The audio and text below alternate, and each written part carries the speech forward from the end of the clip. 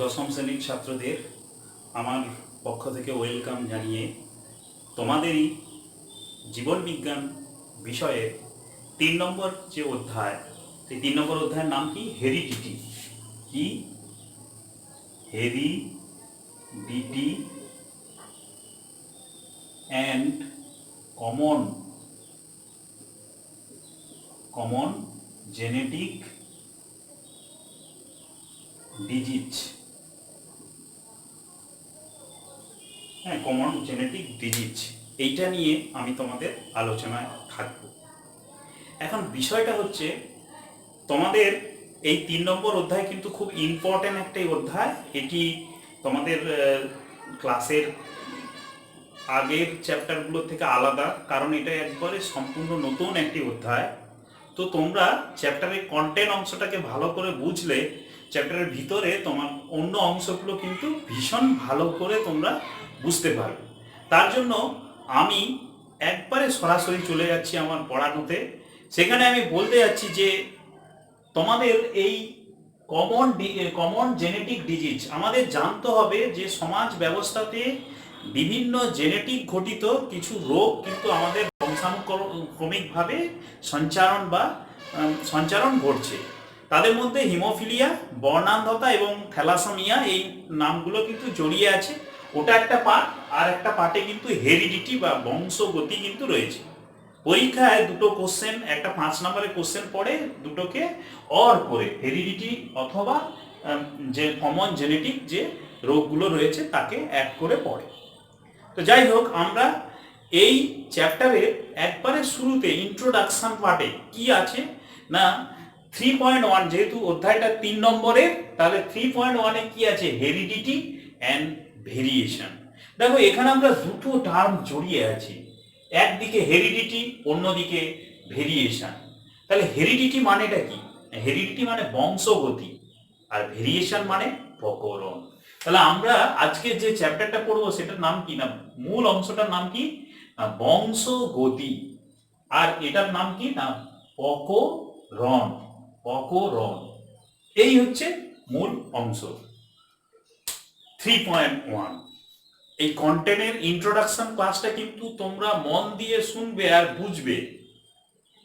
তাহলে আমরা এই চ্যাপ্টারের যদি প্রথমে আমাকে এক্সপ্লেন করতে হয় যে হোয়াট ইজ হেরিডিটি, বংশগতিটা কি, তোমরা এটা যদি বুঝতে হয় আমরা কিন্তু আগের চ্যাপ্টারে চলে যেতে হবে। সেখানে চ্যাপ্টারটার নাম কি? জনন বা রিপ্রোডাকশন। তো আমরা চলে যাই, কি সেটা? রিপ্রোডাকশন। রিপ্রোডাকশন, জননের মধ্যে আমরা যৌন জননের কথাই বলবো। যৌন জননে দুটি বিপরীত লিঙ্গের জীবের দরকার, অর্থাৎ ইউনিসেক্সুয়ালিটি, অর্থাৎ একটা পুরুষ জীব একটা স্ত্রী অঙ্গকে দরকার। তাহলে আমরা একটা পুরুষ লোকের সঙ্গে একটি তাহলে স্ত্রী লোকের, এখানে আমরা মূল অংশটি দেখাবো তীর চিহ্ন, আর এখানে প্লাস চিহ্ন দিয়ে বোঝাচ্ছি। তীর চিহ্ন মানে পুরুষ অর্থাৎ মেল, আর এটা হচ্ছে ফিমেল। ঠিক আছে, প্রত্যেকে দেখে তাহলে জনন অঙ্গ তৈরি হবে। জনন অঙ্গটার নাম কি? শুক্রাশয় বা টেস্টিস। কি বলা হয় না? টেস্টিস। টেস্টিস, টেস্টিস। আচ্ছা, আরেকটা নাম কি না ডিম্বাশয়। ডিম্বাশয় বা কি বলবো না ওভারি। ঠিক আছে, তো এই দুটোকে আমরা এক কথায় জনন মাতৃকোষ বলবো। জনন কোষ নয়, জনন মাতৃকোষ বলবো। তাহলে এখানে শুক্রাশয় থেকে মিওসিস প্রক্রিয়ায়, তোমরা মিওসিস প্রক্রিয়া পড়েছো, হাস বিভাজন, যে সেল ডিভিশন, গ্যামেট সৃষ্টি, মানে মিওসিস কোষ বিভাজনের যে সিগনিফিকেন্স, গ্যামেট উৎপাদন, ফর্মেশন অফ গ্যামেট। তাহলে এখানে শুক্রাশয়ের যে সেমিনিফেরাস টিউবিউলস আছে, সেই সেমিনিফেরাস টিউবিউলস থেকে অসংখ্য প্রায় 10 লক্ষের মতো শুক্রাণু কিন্তু এরা মিওসিস প্রক্রিয়ায় তৈরি হয়। তো শুক্রাণুর একটা ছোট্ট করে একটা ছবি আমরা দেখে নেব। তার একটা মস্তক আছে, মস্তকের ভিতরে সুস্পষ্ট নিউক্লিয়াস আছে, আর মাথার দিকে একটা একক্রোজোম টুপি থাকে, এখানে গলগি বডি কোষ অঙ্গাণু থাকে, একটি ডিবা আছে, দেহ এবং তার টেল অংশ, এই নিয়ে কিন্তু তার স্ট্রাকচারটি তৈরি। আর উল্টো দিকে ফিমেল অঙ্গে কি আছে না একটা গোলাকৃতি ডিম্বাণু বা এগ, ডিম্বাণু বা এগ, এটা কিন্তু একটা তৈরি হয়, এখানে 10 লক্ষ তৈরি হয়। এর ভিতরটা পুরো সাইটোপ্লাজম দিয়ে ঘেরা, একে ইউপ্লাজম বলা হয়। তাহলে পুরুষ একটি, তাহলে এদেরকে আমরা কি, শুক্রাণুটাকে আমরা কি বলবো, জনন কোষ বা গ্যামেট। জনন কি বলবো, কোষ, এদেরকে বলবো জনন কোষ বা গ্যামেট। কি বলবো, গ্যামেট। তো আমরা জানি যৌন জনন কি বলা হয়, দুটি গ্যামেট দ্বয়ের মিলন।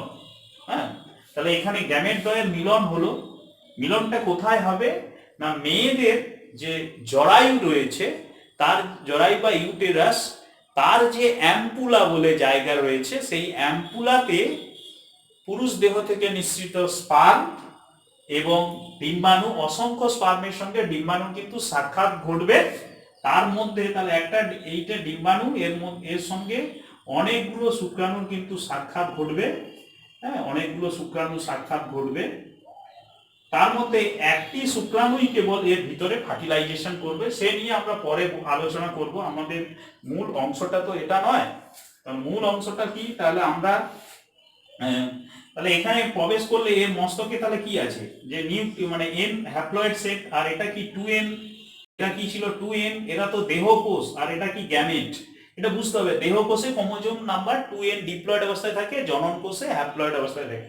তাহলে এখানে আছে n, আর এর সঙ্গে n মিলে, অর্থাৎ যে কোনো একজন শুক্রাণু n মিলে এর ভিতরে এন্ট্রি হয়। প্রথমে আমরা জানি এর বাইরে কি থাকে, একটা করোনা রেডিয়েটার। হ্যাঁ, করোনা রেডিয়েটার পরে কি থাকে না জোনা পেলুসিটা, তার পরে আছে নিষেক পর্দা বা ভাইটেলাইন ঝিল্লি। তাহলে এই ভাইটেলাইন সব পর্দাগুলোকে ভেদ করে এই স্পার্মের নিউক্লিয়াস এখানে প্রবেশ করে এবং নিষিক্ত হয়, এবং এরা পরে ঝরে পড়ে। ফলে আমরা এখানে একটাই কোষ পাবো, যে কোষের ভিতরে 2n স্ট্রাকচার রয়েছে। আমরা একে বলি এককোষী জাইগোট।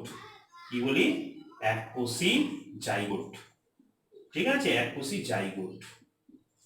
তাহলে এইভাবে নিষেক প্রক্রিয়ার দ্বারা কি তৈরি হলো না এককোষী জাইগোট।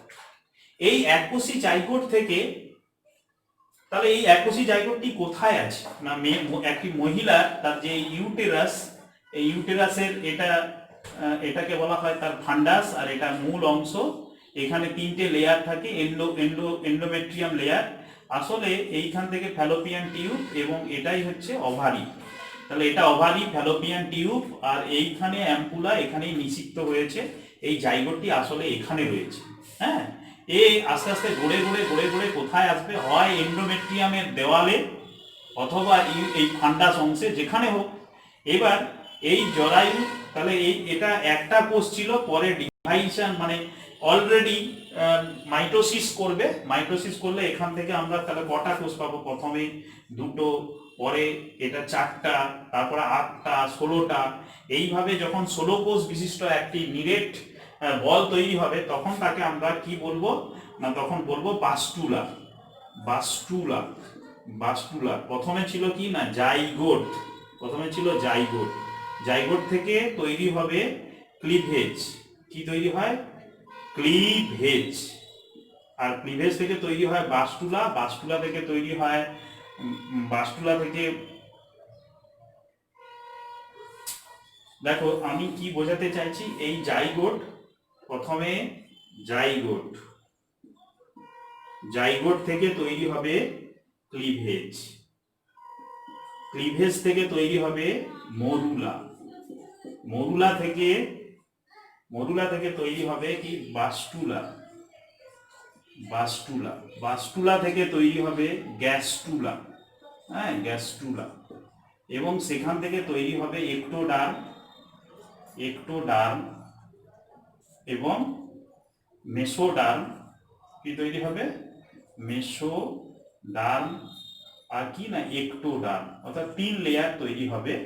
এবং সেখান থেকে ব্যাপারটি তৈরি হবে একটা ভ্রূণ বা এমব্রায়ো। হ্যাঁ, বা ভ্রূণ তৈরি হবে, একটা শিশু বা ভ্রূণ বা একটি মানব শিশু, মানব শিশু। তাহলে জিনিসটা কি দাঁড়াচ্ছে, তাহলে জাইগোট এই অংশ থেকে কোষ বিভাজনের দ্বারা, কি কোষ বিভাজন, মাইটোসিস, প্রথমে 4 কোষ বিশিষ্ট ক্লিভেজ, তারপরে 16 কোষ বিশিষ্ট মরুলা এবং 32 কোষ বিশিষ্ট কি তৈরি করবে, বাস্টুলা। তো বাস্টুলা তৈরি হওয়ার পর এই এই মানে ভ্রূণ এই অংশটি, তাহলে এটার নাম কি বলছিলাম, এন্ডোমেট্রিয়াম লেয়ার। এই এন্ডোমেট্রিয়াম লেয়ারে তার দেওয়াল থেকে এক ধরনের আঙ্গুলের মতো অভিক্ষেপ বা কোরিয়ন তৈরি করবে। কোরিয়নটি তার দেওয়ালে কি হবে, মায়ের ইউটেরাসের এন্ডোমেট্রিয়াম দেওয়ালে কি হবে, গাঁথা হবে বা লেগে যাবে। আর এখানে আছে কি না, ভ্রূণটি, হ্যাঁ এখানে, আর তার যে নাড়ি অর্থাৎ অ্যাম্বুলাকার কর্ড এখানে লেগে থাকবে। তাহলে এইভাবে তার মায়ের শরীরের সঙ্গে, তার মায়ের ইউটেরাসের এন্ডোমেট্রিয়াম দেওয়ালের সঙ্গে তার রোপণ ঘটবে, ইমপ্লান্টেশন ঘটবে। অর্থাৎ এইখানে ভ্রূণটা আস্তে আস্তে কি হবে না, তারপরে তৈরি করবে গাস্টুলা, এবং গাস্টুলা থেকে তৈরি হবে কি না, তার দেহে 3টে লেয়ার, তার না ভ্রূণের।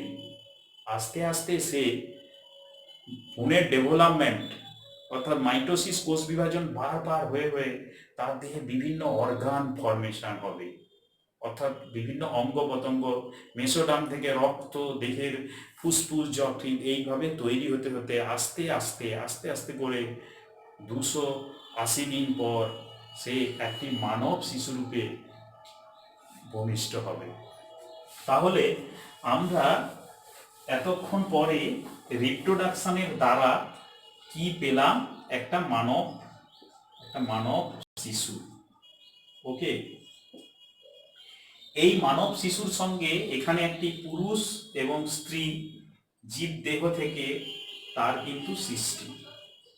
এখন আমার প্রশ্নটা হয়েছে যে এই মানব শিশু ভূমিষ্ঠ হওয়ার সঙ্গে সঙ্গে ওই ফ্যামিলির লোকেরা প্রথম যখন তাকে দেখবে, তার বাড়ির বিভিন্ন লোকেরা বিভিন্ন রকম মন্তব্য করে, তোমরা এটা খেয়াল করে দেখবে, এ তার বাবার মতো চোখ হয়েছে, তার মায়ের মতো চুল হয়েছে, দিদার মতো নখ হয়েছে, বা এর গঠনটা দেখবে এর কাকুদের মতো এরা লম্বা হবে।